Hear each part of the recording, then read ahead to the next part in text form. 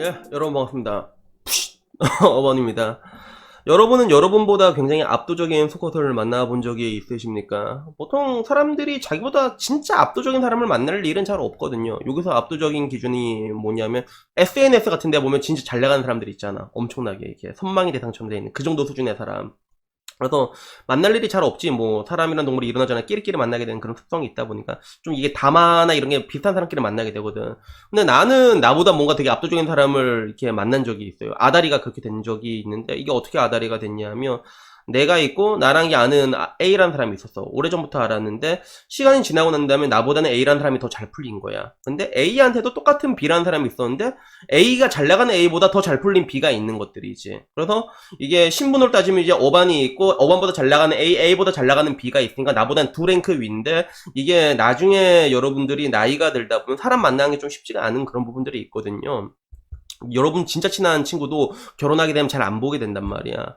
그런데 어떻게 쉽게 만날 수 있겠어? 근데 또 그 와중에 또 아무나 만나진 않고, 나이 들면 이게 뭔가 뭐 딱히 다말한 개념을 떠나가지고 내 시간과 돈이 들어가냐, 사람을 만나는 데는. 그러다 보니까 뭔가 좀 심사숙고하게 되는데, 내가 겪어본 바로는 내가 좀 괜찮다 생각하는 사람이 괜찮게 생각하는 사람 데리고 나오잖아. 그러면 거진 괜찮더라고 그게.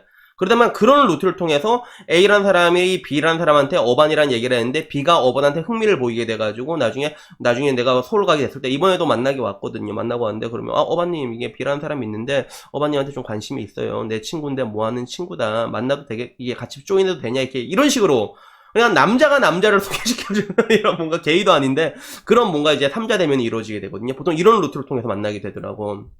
그래서 결국엔 나도 이렇게 만나게 됐는데, 그때 내가 처음으로 맨 처음에 이게 나보다 굉장히 압도적인 투컷이라고 해야 되나? 그 사람들을 만나고 느낀 거는 뭐였냐면, 굉장히 쫄립니다. 이게 처음에 보면 되게 쫄려. 그게 엄청나게 차이가 나니까. 그래서 하다못해 그런 거 있잖아요. 나는 이렇게 딱 보면 이제 강남에서 만나는데, 이게 뭐 어떻게 왔어요? 이렇게 말하면, 예, 지하철 타고 왔는데요. 이렇게 얘기하고 있는데, 그좀 막 차 같은 거 타고 와도 뭐 우리가 흔히 아는 뭐 BM 벤츠 이 정도 모델이 아니라 더 상위 모델이 있잖아. 되게 으리으리한 그런 걸 타고 온단 말이야. 그러면 이렇게 얘기를 하면 그 순간에 엄청 쫄리거든요. 그래서 내가 옛날에도 내 꿈 얘기 한번 한 적 있죠. 꿈 얘기가 뭐냐면, 난 이상하게 꿈에서 빅뱅을 엄청 자주 보거든요. 빅뱅이 왜 그렇게 자주 나오는지 모르겠는데, 거기 만나면 G드래곤은 맨날 나한테 깍듯이 돼. 그래서 형 말 편하게 하세요. 그러면 내가 어떻게 하냐면, 아이고, 아닙니다. 아닙니다. 지용씨 아니에요. 진짜 비굴하게 대하거든. 근데 반대로 이제 거기 보면 이제 승리나 탑은 날 맨날 갈고, 날 막 이유 없이 갈고 있단 말이야. 꿈에서도 열받잖아. 근데 내가 어떻게 하는 줄 알아? 아유, 죄송합니다. 죄송합니다. 내가 꿈에서, 야, 내가 그렇게 비굴하거나 이걸 느끼게 되는데, 결국에는 뭐 정말로 뭐 가진 게 없는 사람들한테는 자존심밖에 없고, 자존심이라는 게 결국엔 나이가 벼슬인 걸로 이어지게 되지만서도, 우리가 살고 있는 사회는 자본사회잖아요. 그러면 싫든 좋든 자본사회라는 것 자체가 하나의 카스트 제도라고 봐도 되거든요. 그러니까 이만큼 차이가 나게 되면 나랑 똑같은 사람은 보이지가 않는 거란 말이야. 그 쫄리게 되는 거, 원초적인 쫄림 같은 게 있거든요, 그런 게. 근데 막상 또 그런 사람들을 만나서 얘기를 하잖아. 그래서 저는 또 제 동갑돌이다 보니까 이게, 그 중에는 의리의리한 금수저도 있었거든요, 실제로. 의리의리한 금수저 출신으로 성공한 사람도 있었는데, 근데 그렇지 않은 사람도 더 많았어요. 그렇지 않은 사람들이 더 많았어. 약간 중산층에서 태어나갖고 지금 뭐 말도 안 되는 그 정도의 말도 안 되는 수준까지는 아니지만 근데 충분히 이제 성공한 궤도에 올라간 그런 분들을 이렇게 만났는데, 그런 사람들이랑 만나면서 얘기하고 술 먹다 보면 느끼는 게 뭐냐면, 뭐 결국엔 뭐 사람 다 똑같은 것 같아. 사람이랑 다 똑같은 것 같고, 아, 나도 병신이었는데 얘도 병신 같은 게 있구나라는 그런 느낌을 해서, 남자라면 그 뭔가 원초적인 병신력이 다 조금씩 있거든. 그래서 그런 것들이 있어. 그런 것들이 있는데, 근데 이런 사람들이랑 얘기하다 보면 한 번씩 귀에 딱딱 걸리는 게 있거든요. 귀에 걸리다가 약간 이질감 같은 게 들어. 대화를 하다 보면 한 번씩, 뭐지? 걸리는 게 있어. 공통적으로 이렇게 다 있어. 그게 뭐냐면, 말을 굉장히 쉽게 해요. 뭐든지. 보통 사람이 생각할 때, 그런 게 어떻게 가능해? 라고 할 법한 일들을 굉장히 쉽게 얘기를 해요, 이 사람들은. 그리고 되게 쉽게 얘기하고. 근데 나중에 얘기해서, 그럼 내가 그거 어떻게 할 거예요? 그거 어떻게, 뭐 이게 돈도 막 2, 30억 되게 쉽게 얘기하고, 그거 어떻게 얘기할까? 그래서, 이런 게 있어서 뭐 이런 식으로 하면 되지 않을까? 뭐 그렇게 생각을 합니다. 그래서 단순히 근거 없는 자신감이 아니라, 뭐 갑자기 야 이 씨발 내 꿈이 대한민국 대통령이야, 이런 게 아니라 그 사람이 그려왔던 인생의 과거의 궤적을 그려봤을 때, 내가 이뤄놓은 그런 업적 같은 게 있잖아요. 그런 정도 수준에 봤을 때 요 정도 수준이면 할 수 있지 않을까라는 그런 것들이죠. 근거 없는 자신감이 아니라 충분히 근거가 있는 자신감인데 그 얘기들이 이렇게 했을 때 이게 귀에 걸리는 거야. 왜 일반 사람들은 야 어떻게 그런 게 가능해 라고 얘기할 것들을 되게 쉽게 이야기해야 되거든요. 근데 결국엔 그 이면에 있는 게 그 맥시멈인 것 같아. 내가 옛날에 이 맥시멈을 깨고 이만큼을 깨고 이만큼 깨다 보니까 나머지 대해서 쉽게 얘기할 수 있는 그런 부분들이 있는 것 같아요. 그래서 따지고 보면 이거는 나도 마찬가지인 것 같아. 그래서 제가 증권영어 맨 처음에 시작을 했을 때 말했잖아요. 제가 첫 월급을 10만원짜리 펀드 A클래스로 10개를 판 다음에 그 6,776원을 받았어요. 이게 소득세 주민세 다 떼가가지고, 그거 돈 떼가거든. 그게. 우린 소득이 너무 투명해가지고 어떻게 슈킹도 못 친단 말이야.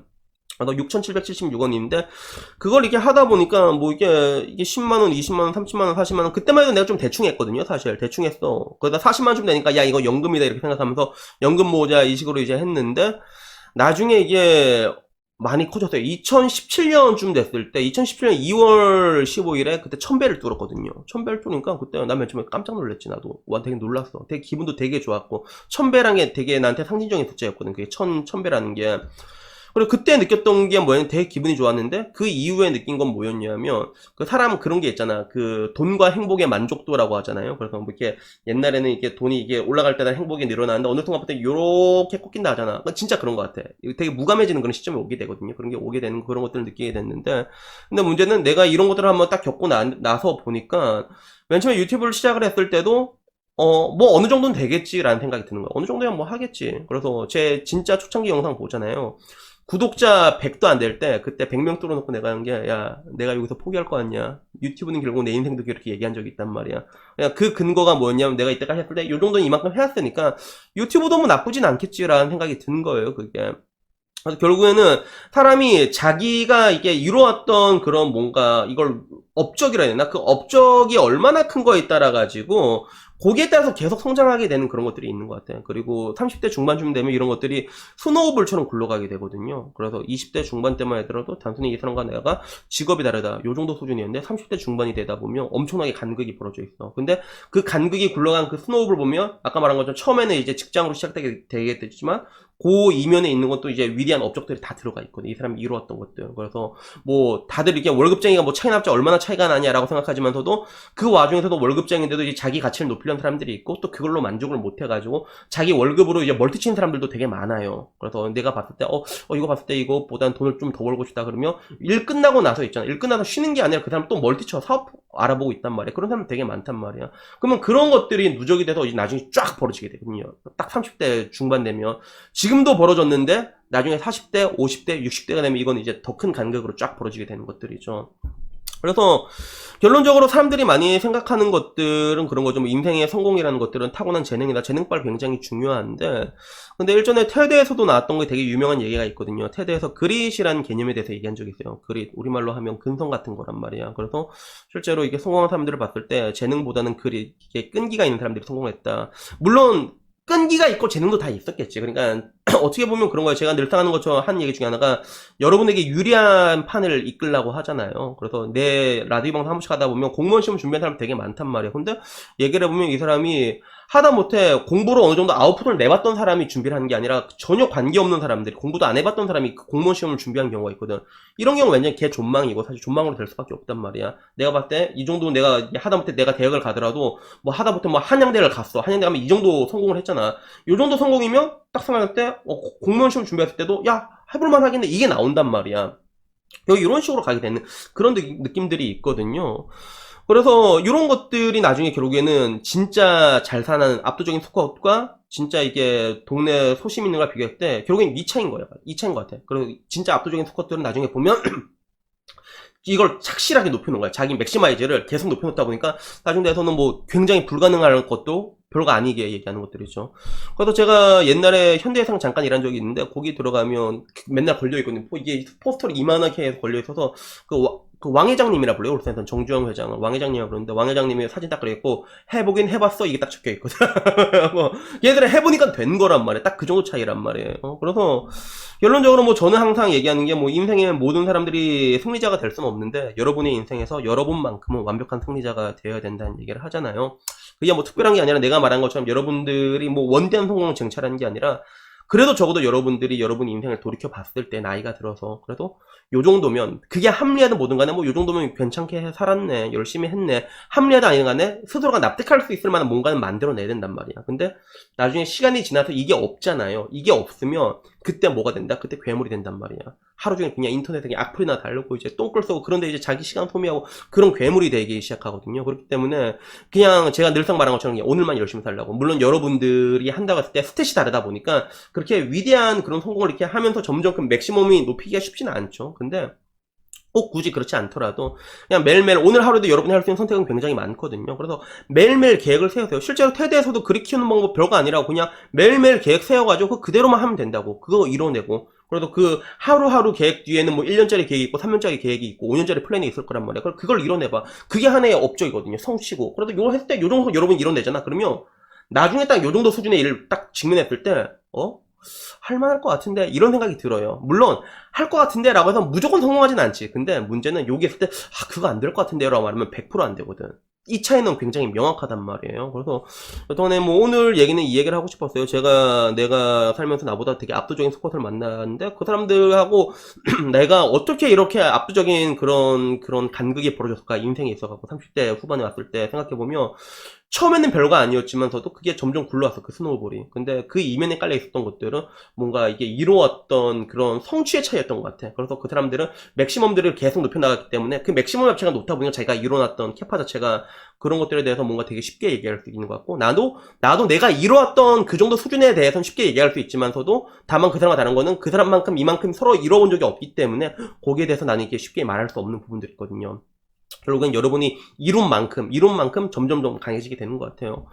여튼간에 이 영상을 보는 분들은 굉장히 많은데 한 2,000명, 3,000명 볼란가? 그래서 그 중에 한 명은 나오지 않을까요? 그죠? 그 중에 한 명이 이렇게 압도적인 푸시가 한 명 나오면 그 정도면 이제 훌륭하다 생각하고, 그렇게 성공하고 나면 사회에도 좋은 일 많이 하시고, 그리고 나중에 라디오 방송 제가 하고 나면 경님 덕분에 제가 보시자가 되었어요. 이러면서 도네이션도 좀 싸주고.